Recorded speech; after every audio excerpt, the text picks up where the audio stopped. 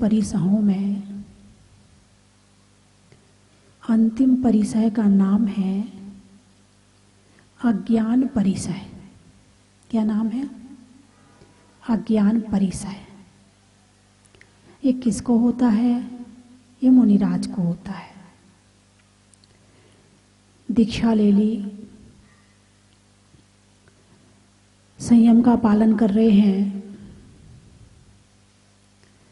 मुनिराज के पद पर विराजमान हैं, लेकिन जब शास्त्र पढ़ते हैं तो समझ में नहीं आते हैं।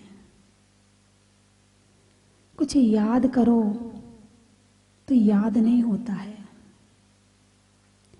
गुरु जब दूसरे दिन पूछते हैं और शिष्य बता देते हैं, मगर वो नहीं बता पाते हैं।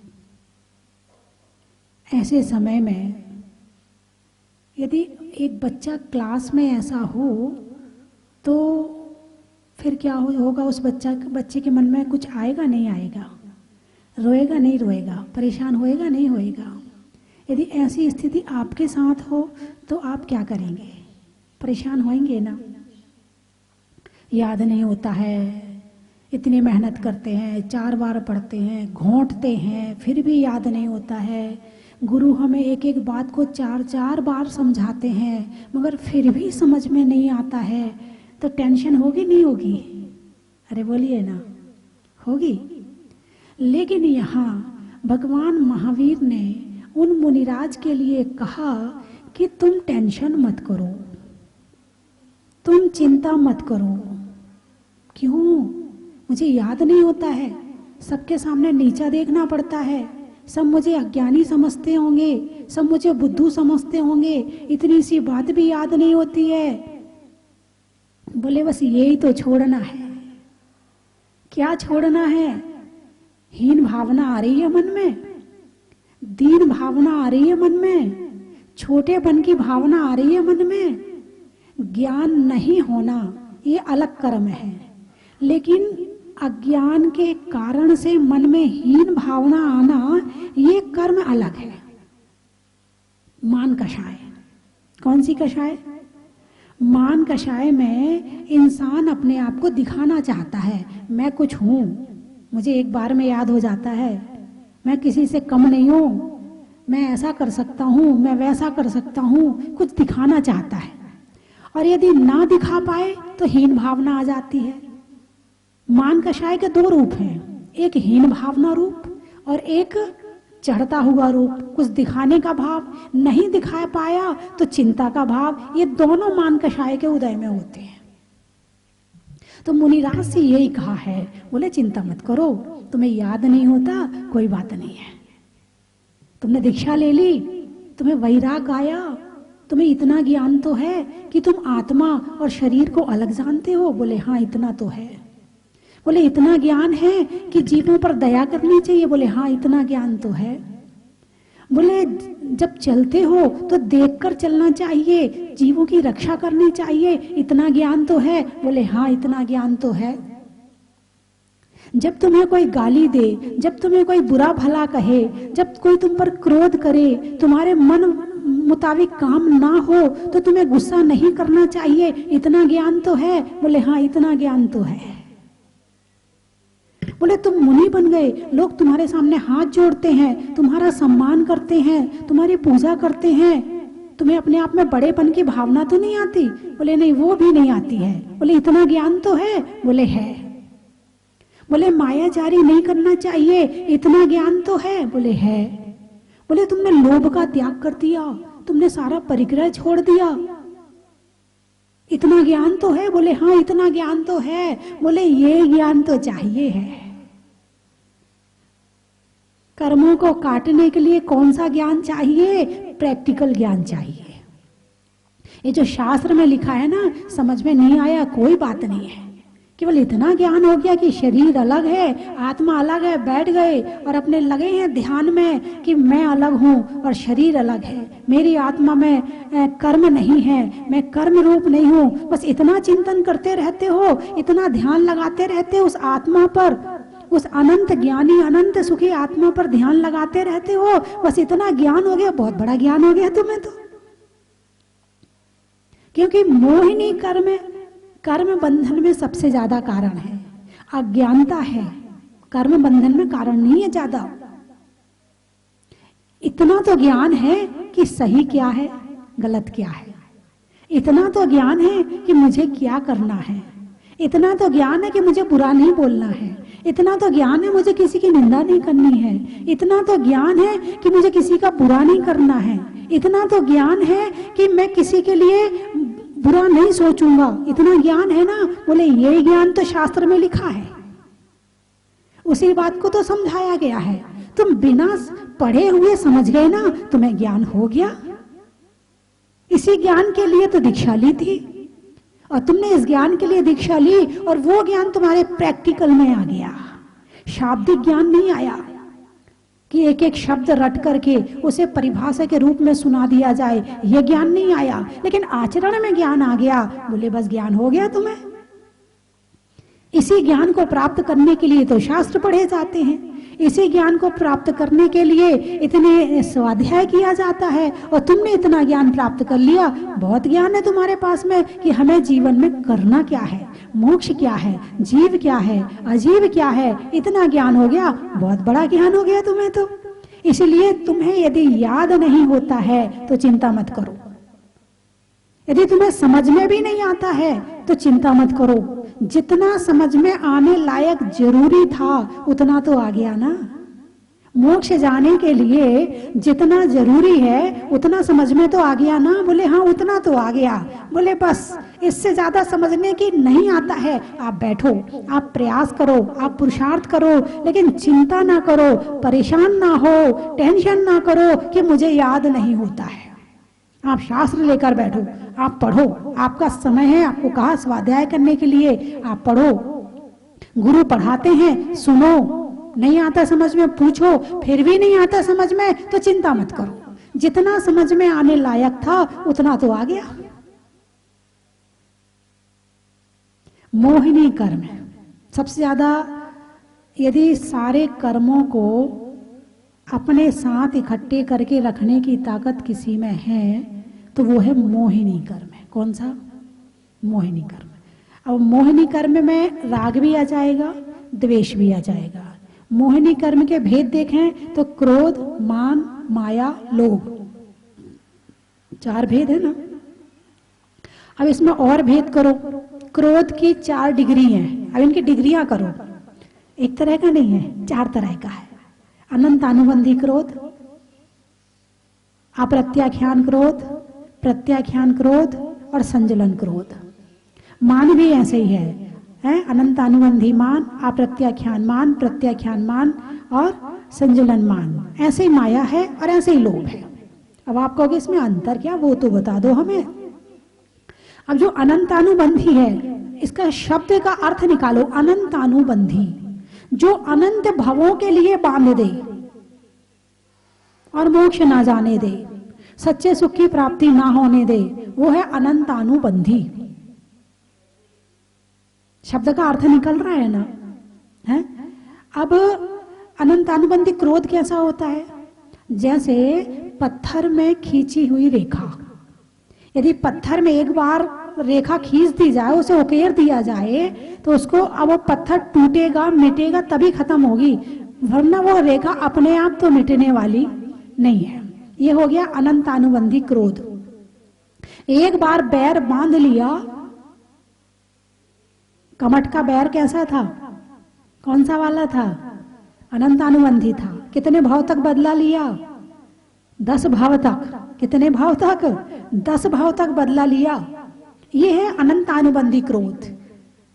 अप्रत्याख्यान क्रोध, अप्रत्याख्यान क्रोध होता है मिट्टी में खींची गई रेखा के समान।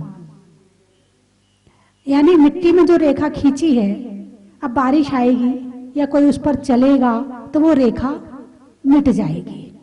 ये अप्रत्याख्यान क्रोध हो गया। भाई किसी से लड़ाई हो गई, 2-4 महीना नहीं बोले, उसके बाद फिर शादी वादी आई, कुछ हुआ, फिर बोलना शुरू कर दिया, फिर आपस में मिलना जुलना शुरू कर दिया, फिर एक हो गए, मन का मैल साफ हो गया, आपस में क्षमा भाव कर लिया। क्योंकि हर 3 महीने में, 4 महीने में, हर 4 महीने में क्षमावाणी आती है, आपको पता है? आप कौन सी क्षमावाणी जानते हो? भादों वाली, 10 लक्षण वाली ना, भादों की 10 लक्षण वाली। बाकी चैत में भी आती है और माघ में भी आती है। बसंत पंचमी तो जानते हो ना, पंचमी, बसंत पंचमी से 10 लक्षण पर्व प्रारंभ होते हैं। ये माघ की 10 लक्षणी है। और उसके बाद चैत में क्या विशेषता है ना? महावीर जयंती, महावीर जयंती भूल गए आप हैं? आपको तो महावीर जयंती याद रहनी चाहिए थी, आपने दूसरी चीज याद कर ली। नहीं, तो महावीर जयंती की 13 के पहले जो पंचमी आती है उस दिन से 10 लाक्षणी शुरू हो जाती है। और फिर 10 लाक्षणी के बाद जो एकम आती है उसमें क्षमावाणी आती है, तो 3 बार आती है 4 महीने में। तो 4 महीने में जैसे ही क्षमावाणी आए तो 4 महीने का जितना कचरा इकट्ठा हुआ है उसे साफ करके आपस में क्षमा भाव कर लिया और आपस में फिर एक हो गए। ये हो गया अप्रत्याख्यान क्रोध। फिर होता है प्रत्याख्यान क्रोध। प्रत्याख्यान क्रोध जैसे रेत में खींची गई रेखा। अब रेत में खींचोगे तो हवा आएगी, रेत इधर उधर उड़ेगी और चली जाएगी, रेखा मिट जाएगी। ऐसे 2, 5, 15 दिन में, महीने भर में साफ कर लिया, हो गया काम। लेकिन संजुलन क्रोध कैसा है? पानी में खींची गई रेखा के समान, इधर आया इधर खत्म हो गया। अरे काय को क्रोध कर रहे, नहीं करना गुस्सा, एक बार तो आया और बाकी खत्म हो गया। तो ये हो गया संजलन क्रोध। बांधा नहीं कि इसको बदला लूंगा। बहुत लोगों के अंदर बदले की भावना बहुत भयंकर होती है, बहुत भयंकर होती है, हैं? उसको जब तक उससे बदला ले ना ले तब तक उसको चैन नहीं पड़ती है, उसके दिमाग में वही घूमता रहता है। अब किसी से बदला लेने में पुण्य कर्म का बंध हो रहा है कि पाप कर्म का बंध हो रहा है? अरे बोलिए ना। अरे वाह, आप तो बड़े ज्ञानी हैं। फिर तो आपका किसी से अनबोल नहीं होगा, हैं? आपकी किसी से लड़ाई तो नहीं है, किसी घर आना जाना बंद तो नहीं है? हाथ उठाना जरा, किस किस का नहीं है? बहुत बाकी है अभी, तो बहुत बाकी है अभी। इसमें घाटा उसका हो ना हो, तुम्हारा जरूर हो जाएगा। क्योंकि बदला लेने के लिए इस जन्म में बदला पूरा नहीं हो पाया तो अगले जन्म में कुत्ता बिल्ली बनोगे। वहां बदला पूरा नहीं हो पाया तो फिर वो सांप और नेवला बनोगे।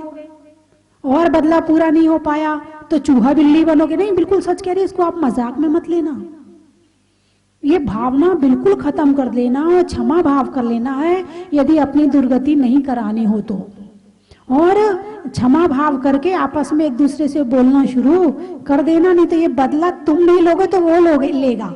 जैसे पारसनाथ जी ने तो बदला नहीं लिया था, लेने के लिए कमठ तैयार था। वहां ताली नहीं बजी थी, वहां चुटकी बजी थी एक हाथ से। कहते ना, ताली तो 2 हाथ से बजती है, नहीं बदला दोनों लेंगे, लेकिन नहीं, वहां एक का ही था। तो अनंत अनुबंधी क्रोध, मान, माया, लोभ, ते 4 कषाय किसके भेद है? ये मोहिनी के। किसके भेद है? ये मोहिनी के हैं। हास्य, रति, अरति, शोक, भय, जुगुप्सा, स्त्री वेद, पुरुष वेद, नपुंसक वेद, और इसके साथ में मिथ्यात्व, सम्यक मिथ्यात्व, सम्यक प्रकृति, ये मोहिनी कर्म है। अब गुणस्थान जो चढ़ते हैं, गुणस्थान ज्ञानावरण कर्म से नहीं चढ़ते हैं, दर्शनावरण से नहीं चढ़ते हैं, आयु नाम गोत्र अंतराय से नहीं चढ़ते हैं। गुणस्थान चढ़ने में कौन सा कर्म का क्षयोपशम होता है, तब गुणस्थान चढ़ा जाता है, आपको मालूम है? मोहिनी कर्म का। कौन से कर्म का? मोहिनी कर्म। तो व्रत और चारित्र 2 चीज है। व्रत अलग है और चारित्र अलग है। व्रत किसे कहते हैं? यदि आपने तत्वार्थ सूत्र पढ़ा हो तो 7वें अध्याय का पहला सूत्र है, हिंसा नृतस्तेया ब्रह्म परिग्रहो वृत्ति व्रतम, कि हिंसा, झूठ, चोरी, कुशील, परिग्रह से विरक्त होना व्रत है। व्रत की क्या परिभाषा है? हिंसा, झूठ, चोरी, कुशील, परिग्रह से विरक्त होना व्रत है। अब वो तुम थोड़े विरक्त हुए हो तो अनव्रत रूप में है। यदि पूरे विरक्त हो गए हो तो महाव्रत रूप में है, व्रत दोनों है। तो महाव्रत और 28 मूल गुण अणुव्रत है, ये व्रत है, ये चारित्र नहीं है। ये मैं नहीं कह रही हूं, ये भगवान कह रहे हैं। तो चारित्र फिर क्या है? सबसे पहले कहां से शुरू होता है?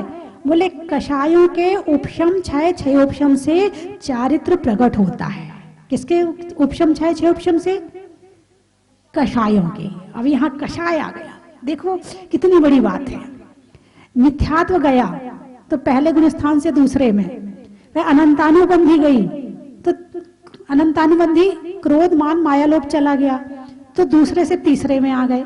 अब मिथ्यात्व सम्यक मिथ्यात्व मिला हुआ हो गया, फिर ये भी चला गया, फिर उसका उपशम क्षय क्षयोपशम हुआ तो चौथा गुण स्थान बन गया। अभी यहाँ अनंतानुबंधी गई है, पत्थर वाला क्रोध गया है, मान माया लोभ गया है, अभी वो वाला नहीं गया, मिट्टी वाला। अब उसके बाद में आगे बढ़े, अणुव्रत लिए, कषाय कम करी तो पांचवा गुण स्थान आ गया। व्रत और चारित्र दोनों से चढ़े जाते हैं गुण स्थान। किससे? व्रत और चारित्र दोनों से गुण स्थान चढ़े जाते हैं। अच्छा, फिर इसके बाद में अब जैसे कि अणुव्रत ले लिए, अब अणुव्रत के बाद महाव्रत लेने हो तो महाव्रत में तो फिर संपूर्ण त्याग हो जाता है, और संपूर्ण त्याग होते ही जो अप्रत्याख्यान कषाय थी वो तो पहले चली गई, अब प्रत्याख्यान पांचवे में चली गई। प्रत्याख्यान बची थी वो पांचवे में चली गई, तो छठवें में बची केवल संजुलन कषाय, सबसे सूक्ष्म वाली, सबसे छोटी वाली है। तो अभी छोड़ा नहीं है साथ, ये ऐसे नहीं छोड़ेगी, ये 10वें गुण स्थान तक जाएगी।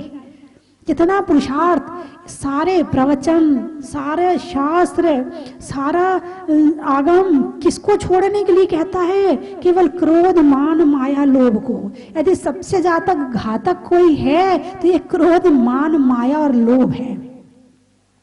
सारे प्रवचन इसी के, कहीं से सुन लो आप, सारे शास्त्र भी इसी का ही उपदेश देते हैं। अब व्रत तो आपने 5वें गुण स्थान तक कर लिया है, उसके बाद में महाव्रत हो गए 6वें गुण स्थान में, अब और ऊपर चढ़ना है, 6वें से 7वें 8वें 9वें 10वें तक जाना है। तो कैसे जाओगे? फिर संजुलन का उपशम करो, 6 करो या 6 उपशम करो, तो उससे फिर गुण स्थान चढ़ा जाएगा। उसके साथ में 9 कषायों का उपशम 6 उपशम करो तो गुण स्थान चढ़ा जाएगा। अब यहाँ ज्ञान नहीं, यहाँ ज्ञान का मामला नहीं है। ज्ञान के लिए तो कह दिया, यदि तुम्हें केवल नमोकार मंत्र आता है, भाव नमोकार मंत्र, कौन सा? भाव नमोकार मंत्र अलग है और द्रव्य नमोकार मंत्र अलग है। केवल शब्दों को पढ़ते हैं, ये तो द्रव्य नमोकार मंत्र है। लेकिन अरिहंत सिद्ध आचार उपाध्याय साधु के चारित्र को, उनकी वीतरागता को, उनके ज्ञान को, उनके महिमा को याद करके नमोकार मंत्र पढ़ते हो, ये भाव नमोकार मंत्र है। तो बोले यदि तुम्हें केवल नमोकार मंत्र भी आता है ना, केवल ज्ञान हो सकता है, लेकिन होना चाहिए भाव नमोकार मंत्र। वो महिमा, वो अनुभूति वीतरागता की उत्पन्न होनी चाहिए। ज्यादा ज्ञान नहीं है, कोई बात नहीं है, लेकिन भाव तो शुद्ध हो। भाव शुद्ध नहीं होंगे तो काम कैसे होगा? जब अंदर के भाव शुद्ध नहीं होंगे तो बाहर कैसे त्याग की महिमा आएगी? तो जो व्रत हैं वो बाहर से शुद्धि करते हैं। 5 महाव्रत बाहर से शुद्धि करी, 5 समिति बाहर से शुद्धि करी, 3 गुप्ती वो अंदर बाहर दोनों से शुद्धि करी है। तो इस तरह से 7 शेष गुण ये भी बाहर से शुद्धि करी है। 6 आवश्यक का भी इसीलिए बताया है कि उसके माध्यम से अंदर और बाहर दोनों की शुद्धि होती है। 12 तप, 12 तप में 6 बाहर के 6 अंदर के। मतलब तुम ये नहीं कह सकते हो कि भाव शुद्ध रखो इससे पूरा काम हो जाएगा, नहीं, ये कह दिया तो मामला भी अधूरा है। ये कहा कि बाहर की शुद्धि अंतरंग की शुद्धि के लिए जरूरी है, और जब अंदर शुद्धि होगी तो बाहर भी शुद्धि हो जाएगी, बाहर भी शुद्धि के भाव अपने आप हो जाएंगे। तो बाहर की शुद्धि के लिए व्रत और अंदर की शुद्धि के लिए चारित्र, और दोनों को मिलाकर फिर गुण स्थान चढ़ा जाता है। और गुण स्थान केवल 14 होते हैं, ज्यादा नहीं होते हैं। इतना तो याद हो जाएगा ना है। यदि आपको 14 सीढ़ी चढ़ना हो तो कितनी मेहनत लगेगी कोई ज्यादा मेहनत तो नहीं लगेगी ना? अरे बोलिए ना, हैं? मैं तो ये कह रही, चलो 14 तो बात दूसरी की, एक से ही निकल के दिखा दो, मिथ्यात्व से निकल के दिखा दो। इतना घनघोर मिथ्यात्व छाया है, इतना घनघोर मिथ्यात्व छाया है कि एक पलक झपकने बराबर समय के लिए आत्मा याद नहीं आती है। पलक झपकना, जितनी देर में पलक झपकती ना, इतने समय के लिए भी आत्मा याद आती हो तो बताओ। और जब तक आत्मा याद नहीं आएगी तो हम शरीर को ही अपना समझेंगे, और अब उस मोह माया में पड़े हो रहकर जड़ को जब अपना मानेंगे, तो जब आत्मा ही याद नहीं आई तो मिथ्यात्व कैसे छूटेगा? और जब तक मिथ्यात्व नहीं छूटेगा, जब तक भेद विज्ञान नहीं होगा, तब तक गुणस्थान पहले से उठना मुश्किल है। पड़े रहो पहले में। कब से पड़े हो? अनंत काल से। कब से पड़े हो मिथ्यात्व गुणस्थान में? अनंत काल से। अभी कहाँ हो? अभी भी वही है। कहने को 14 है, मगर इन 14 को पार करना कितने जन्म लगेंगे शुरुआत करने के बाद? अभी तो शुरुआत भी नहीं हुई है। शुरुआत करने के बाद कितने जन्म लगेंगे इसका भी कोई भरोसा नहीं है। और पहले ही बता दिया, मिथ्यात्व छोड़ो, उसके बाद फिर कषाय छोड़ो, फिर कषाय छोड़ दी, अब व्रत धारण करो, व्रतों को लेकर चले, अब परिसहों को सहन करो। जो चर्चा भी परिसह की चल रही है कि मुनिराज 22 परिसह को सहन करते हैं। कितने परिसह को? 22 परिसह, केवल 22 हैं, ज्यादा नहीं है। हैं? भूख, प्यास, हैं? छूत, पिपासा, शीतोष्ण, दंश, मशक, नागना, रति, स्त्री, निषद्या, शय्या, क्रोध, बध, याचना, लाभ, रोग, तृण, स्पर्श, मल, सत्कार, पुरस्कार, प्रज्ञा और अज्ञान। इन 22 परिसर को, ज्यादा नहीं है आपके पास। यानी ये कष्ट हैं, ये मुनिराज के जीवन के कष्ट हैं, और उन कष्टों को मुनिराज पूर्ण शांति के साथ सहन करते हैं तो उस पर विजय प्राप्त होती है। और विजय प्राप्त करने का मतलब ये है कि बाहर तो कष्ट आया है और मन में शांति है, मतलब तुमने कष्ट पर विजय प्राप्त कर ली। कष्ट आया है और उसका प्रतिकार कर रहे हैं, उसको चिंता रूप में या किसी रूप में ले रहे हैं, क्रोध रूप में ले रहे हैं, तो फिर वो प्रतिकार हो गया। और प्रतिकार हो गया तो फिर वो परिचय नहीं रहा, फिर उसमें कर्म बंद हो गया। व्यापार, दो चीज, व्यापार में 2 जन की जरूरत पड़ती है ना? व्यापार में 2 की जरूरत पड़ती है। एक अकेला व्यापार कर सकता है क्या? एक सामने वाला चाहिए, एक सामने वाला चाहिए। बिना 2 के व्यापार हो सकता क्या? व्यापार में होता क्या है? लेना और देना, यही होता है ना। अब मान लो सामने वाले ने तुम पर क्रोध किया और तुम शांति से बैठे रहे, तो व्यापार हुआ क्या? अरे बोलिए ना, नहीं हुआ। सामने वाले ने क्रोध किया और तुमने भी क्रोध कर दिया, तो क्या हो गया? व्यापार हुआ कि नहीं हुआ? लेना और देना। अब लेना देना किस चीज का चल रहा है वो बात अलग है। सामने वाले ने गिफ्ट दी तो तुमने भी उसे गिफ्ट दे दी, सामने वाले ने ऐसा किया तो तुमने उसके लिए ऐसा कर दिया, जो उसने तुम्हारे लिए किया तुमने वो उसके लिए कर दिया। ये हो गया व्यापार। और इस व्यापार को 6वें गुणस्थानवर्ती मुनिराज बंद कर देते हैं। किसी ने क्रोध किया, शांति से, कोई बात नहीं, मेरे कर्म का उदय है, तू कर ले क्रोध, मैं जवाब नहीं दूंगा। ये हो गया एक तरफा। उनका कर्म झड़ गया, पुराना कर्म आया था उदय में, पुराना कर्म पड़ा था कि सामने वाला उन पर क्रोध करेगा, उसने कर लिया क्रोध, उनका पुराना कर्म झड़ गया, लेकिन नया बंध नहीं हुआ। यदि वो क्रोध कर लेते हैं तो नया बंध हो जाता है। यदि क्रोध कर लेते हैं तो नया बंध हो जाता है। तो वो नया बंध नहीं करते हैं, पुराने कर्मों को झड़ाते रहते हैं। और जब पुराने कर्मों से आत्मा खाली हो जाएगी तो मोक्ष की प्राप्ति हो जाएगी। तो इस तरह से मुनिराज के लिए कहा है, यदि आपको ज्ञान कम है कोई बात नहीं है, दुनिया में वो बुरा नहीं है जिसके पास ज्ञान कम है। दुनिया में वो बुरा है जो ज्ञान होने के बाद में उल्टा काम करता है, बुरे काम करता है, हिंसा, झूठ, चोरी, कुशील, यानी कि जितने बुरे काम हैं वो बिना ज्ञान के हो सकते हैं क्या? एक व्यक्ति चोरी भी करता है, जेब भी काटता है, तो बिना ज्ञान के काट सकता है क्या? जब तक वो कला में होशियार नहीं होगा कहीं भी पकड़ा जाएगा। तुम्हारी जेब कट जाती है और तुम्हें पता भी नहीं चलता है। तुम अपना डंडा पकड़ के बस में हाथ ऊंचा करके खड़े हो और उसने तुम्हारे चेहरा देखा, अच्छा ये अभी सावधान नहीं है। देखो चोर का ज्ञान देखो, कितना ज्ञान है उसके पास में। वो तुम्हारा चेहरा पढ़ना जानता है कि इनकी बुद्धि, इनका माइंड, इनका ज्ञान अभी कहाँ काम कर रहा है, अभी यहाँ नहीं है। वो धीरे से जेब काट लेता है, पैसा निकाल कर ले जाता है और आपको पता भी नहीं चलता है। आपके सिराने से पर्स निकाल के ले जाता है। उसे पता कि आप कितनी गहरी नींद में हो, आपकी नींद किस स्तर की है इस समय पर, उसको इतना पता है। ये ज्ञान से ही तो पता है ना, बिना ज्ञान के पता हो सकता है क्या? नहीं हो सकता है। किसी को कैसे नीचा दिखाना है, किसको के लड़ाई में क्या कहना है, बिना ज्ञान के हो सकता है क्या? नहीं हो सकता है। तो भाई इतना ज्ञान, ऐसा ज्ञान तो जो नरक में ले जाए, ऐसे ज्ञान से तो अज्ञानी अच्छे हैं। अरे बोलिए ना, ऐसे ज्ञान से तो अज्ञानी ठीक है।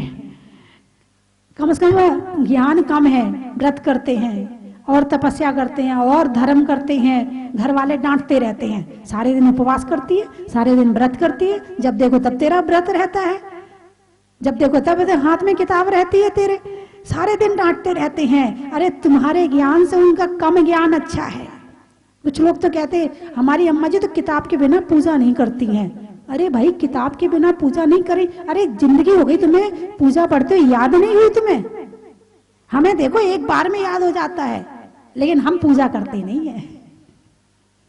हमें एक बार में याद हो जाता है, लेकिन हम पूजा करते नहीं है। मतलब समझ गए आप कौन श्रेष्ठ है दोनों में? जो किताब कर तो रहा है कम से कम वो, तुम तो कर ही नहीं रहे। तुम्हारा ज्ञान किस काम का जो तुम्हारे काम ना आए? हमारा ज्ञान यदि हमारे काम ना आए, यदि हमारा ज्ञान हमें शांति ना दे सके, हमारा ज्ञान यदि हमसे पाप करवाए, हमारा ज्ञान यदि हमसे क्रोध मान माया लोभ करवाए, तो हमारा ज्ञान हमारा बुरा कर रहा है। इसीलिए मुनिराज को समझाया है, तुम चिंता ना करो, ये मान कषाय है जो तुम हीन महसूस कर रहे अपने आप को, जो अपने आप को छोटा महसूस कर रहे। तुम छोटे नहीं हो, तुम मुनि हो। तुम्हें इतना ज्ञान हो गया कि कषाय नहीं करनी है, तुम्हें इतना ज्ञान हो गया पाप नहीं करना है, तुम्हें इतना ज्ञान हो गया कि तुम्हें अपने मन की शुद्धि रखनी है। ये ज्ञान बहुत बड़ा ज्ञान है। इतना ज्ञान होने के बाद अब तुम्हें ज्यादा ज्ञान की जरूरत नहीं है। अब तुम यदि केवल ज्ञान में प्राप्त करना चाहो तो इतनी तपस्या और इतनी साधना करो कि तुम्हें केवल ज्ञान की प्राप्ति हो जाए। तो मेरी बात आपकी समझ में? बोलो ना, आ गई? हाँ मुझे यही पता था, आके साथ गई होगी, आई तो होएगी नहीं, अभी यहां से निकलते गई हो जाएगी। और गाड़ी में बैठ के जब हवा लगेगी तो और उड़ जाएगी जितना बचा खुचा होगा है? तो बंधुओं, इसका मतलब ये नहीं कि आप ज्ञान प्राप्त करने की प्रयास पुरुषार्थ ना करो, स्वाध्याय करो, करो सब कुछ, नहीं होता है तो टेंशन मत करो, बस ये इसका अर्थ है, बस, है ना। चलने में पात का, मित्रों में साथ का, तीर्थंकर में मुनि सुब्रतनाथ का, पंखा में झलने का, बच्चों में पलने का, भगवान की जमीन से निकलने का, हिंदी में मात्रा का, स्कूल में छात्रा का, आज आपकी जहाजपुर की यात्रा का, गाने में सुर का, नृत्य में नूपुर का और आने वालों में जयपुर का। और कहाँ से आए? दूधू, अच्छा। मेवे में काजू का, चमत्कार में जादू का और आने वाले में दूधू का, नेता के दौर का, आम की बौर का और आने वालों में इंदौर का। और कहाँ से आए हैं? बूंदी, पक्ष में सुधी का, मंदिर में वेदी का और आने वालों में बूंदी का। हो गए सारे? दिल्ली, अच्छा दिल्ली वाले भी, अच्छा तो दिल्ली वाले आ गए। त्रियंचों में बिल्ली का, डंडा में गिल्ली का और आने वालों में दिल्ली का। बोले 24 भगवान की। अरे हंत देव स्वामी शरण तेरे आए, शरण तेरी आए, अरिहंत देव स्वामी शरण तेरी आए, शरण तेरी आए। दुख से है व्याकुल करे मोह के सताए, करे मोह के सताए, अरिहंत देव स्वामी। निजी कर्म काट करके आप सिद्ध हो गए हो, निरी कर्म काट करके आप सिद्ध हो गए हो। तारण तरणे तुम्ही हो, जिन वाणी बताए, जिन वाणी बताए, अरिहंत देव स्वामी शरण तेरी आए, शरण तेरी आए। शक्ति है तुझ में ऐसी कर्म काटने की, शक्ति है तुझ में ऐसी कर्म काटने की।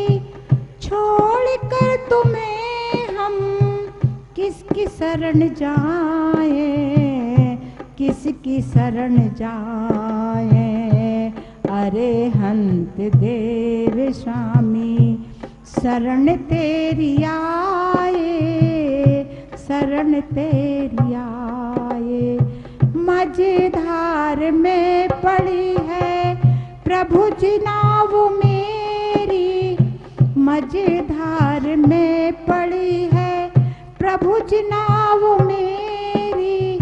भव पार तुम लगा दो, आस लेके आए, आस लेके आए, अरिहंत देव स्वामी शरण तेरी आए, शरण तेरी आए। तारा है तुमने उनको जिसने भी पुकारा, तारा है तुमने उनको जिसने भी पुकारा। हम भी पुकारते हैं तुमसे लौ लगाए, तुमसे लौ लगाए, अरिहंत देव स्वामी शरण तेरी आए, शरण तेरी आए। बोलिए 105 आर का स्वस्ति भूषण माता जी की। और जब भी मैं आता हूँ तो अभिषेक का मेरा भाव होता है, तो इस बार मैं सोच के आया था कि अभिषेक करना है, तो भैया के आशीर्वाद से अभिषेक हो गया। हाँ बोलो बोलो। और शांति धारा भी पूर्ण हो गई और एकदम अच्छा मन अच्छा लगता है। और मूर्ति को देख के एकदम चमत्कारी मूर्ति है, उसके सामने अभिषेक करने से और मन में शक्ति आती है।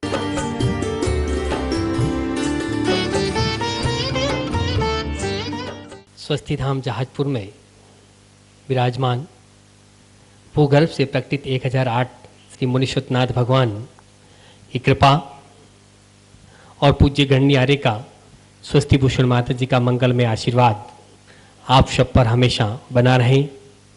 आप स्वस्थ रहें और धर्म के मार्ग पर हमेशा आगे बढ़ते रहें। बंधुओं, पूज्य गुरु माँ की मंगल में प्रेरणा से स्वस्ति धाम में 40 दिन महाअनुष्ठान चल रहा है। 8 नवंबर 2020 से 17 दिसंबर 2020 तक।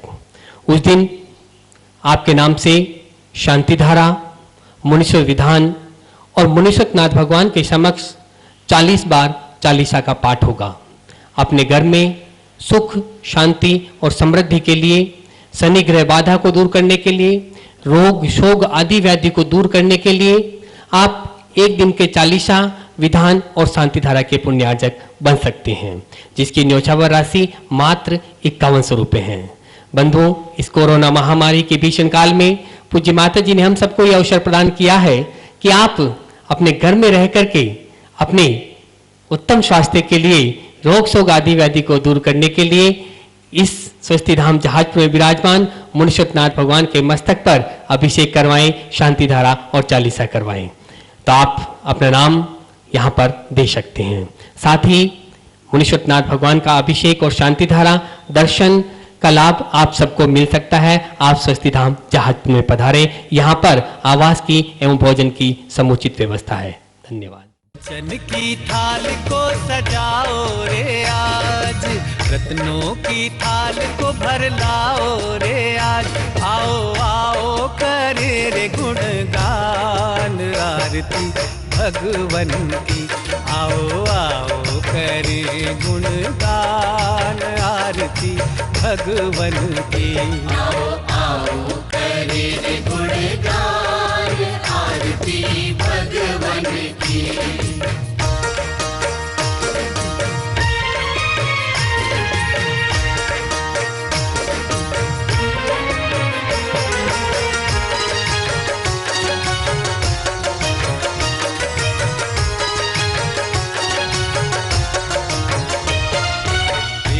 सुमित्र के राज दुलारे, माँ पद्मा जी के नैनों के तारे। पिता सुमित्र